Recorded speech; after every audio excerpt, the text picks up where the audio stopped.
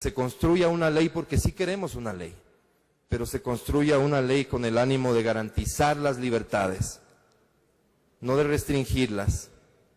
Creemos en los medios públicos y creemos en los medios comunitarios. Y Vicente Ordóñez de la Unión Nacional acusan de una ley atentatoria a la libertad de expresión y advierten de demandas internacionales. Y no les quepa la menor duda que acudiremos a las instancias nacionales e internacionales sin ningún temor. La respuesta la dio Enrique Arosemena en representación de los medios incautados. Respaldamos la promulgación de una ley de comunicación que ponga la dignidad y honra de las personas sobre la libertad de prensa. Estoy seguro que la mayoría de los aquí presentes, en su persona, en la de familiares, amigos o conocidos, ha tenido el ataque de la prensa. En lo personal, hace pocas semanas fui declarado insolvente por el alto tribunal del diario El Universo. Fui juzgado y sentenciado por una empresa de comunicación sin existir ninguna resolución expresa de la función judicial. Ese tipo de abusos y excesos de la prensa privada son los que hacen necesaria la ley de comunicación que garantice los derechos de los ciudadanos. Hoy podemos decir ya con claridad que hay ley de comunicación en este país y que los derrotados fueron aquellos que mocionaron el archivo. Defiende los derechos a la comunicación del pueblo ecuatoriano. Reglamenta el derecho a la rectificación y réplica, que hoy no estaba reglamentado y por eso no se respetaba. Estimula la producción nacional y la producción nacional independiente. La oposición asegura por su parte que el gobierno trata de controlar todo el espectro radioeléctrico del país.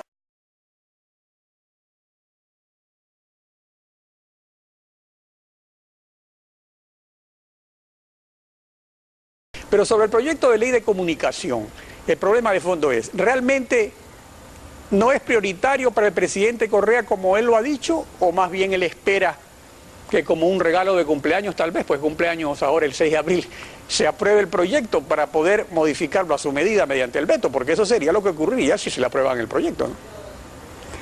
El proyecto de ley de comunicación efectivamente lo sabremos el momento del veto. Eso es lo que ha estado pasando en los últimos meses en la Asamblea.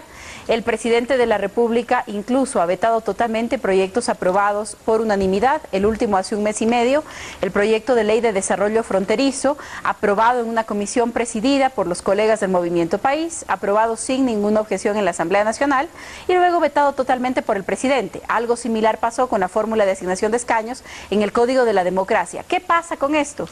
Nadie está negando que el presidente puede vetar. Eso es parte de sus facultades que están otorgadas en la Constitución. La pregunta es entonces con quién se debaten las leyes, porque los acuerdos a los que llegan los colegas del Movimiento País, los dirigentes de la bancada de país, los representantes del movimiento político de gobierno, son acuerdos que ni el propio presidente respeta. En la Asamblea entonces lo que queda es una gran duda respecto de cuál es la voluntad real de esta ley y de otras, de cuál es la capacidad de negociación, de credibilidad que se puede tener respecto de los acuerdos a los que lleguen los colegas de país y por lo tanto también la pregunta de qué es lo que estamos votando. ¿Estamos votando la última versión del proyecto de ley o estamos votando simplemente el borrador para que el veto sea el que defina la versión final? En el caso de la ley de comunicación, si a eso le sumamos el ambiente político, las declaraciones del presidente, lo que el presidente ha impulsado a través de procesos judiciales relacionados con los medios de comunicación, sus comprensiones cuando las hace públicas respecto de los límites de la libertad de expresión, de opinión, de información,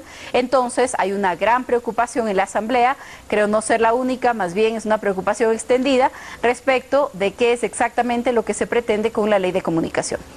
En efecto, por otra parte, pues está claro que la ley de comunicación no sería, digamos, imprescindible para el presidente Correa, porque ha logrado una enmienda constitucional aprobada en referéndum y una disposición transitoria en la Ley de Control del Mercado sobre la propiedad de los medios privados, mientras él mantiene un monopolio de medios.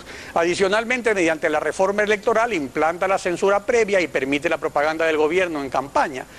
Ante esta situación que es concreta, ¿no cabría un pedido de medidas cautelares ante la Corte Interamericana de Derechos Humanos si la Corte Constitucional sentencia a favor del presidente la constitucionalidad de las reformas electorales? O sea, porque llega un momento en que la institucionalidad nuestra llega hasta un punto, es disfuncional, ¿y qué es lo que queda entonces? ¿O hay que resignarse?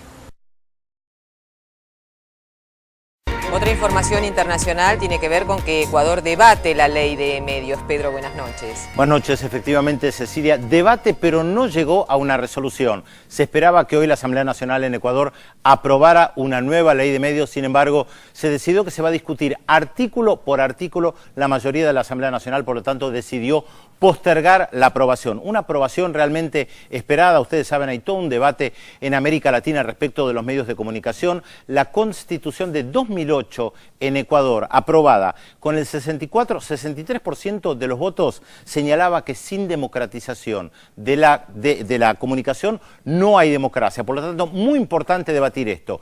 ¿Quiénes están a favor de esta reforma, de esta nueva ley de medios? El gobierno de Rafael Correa y gran parte de los movimientos sociales, incluso algunos que hoy están en la oposición a Rafael Correa y le realizan marchas.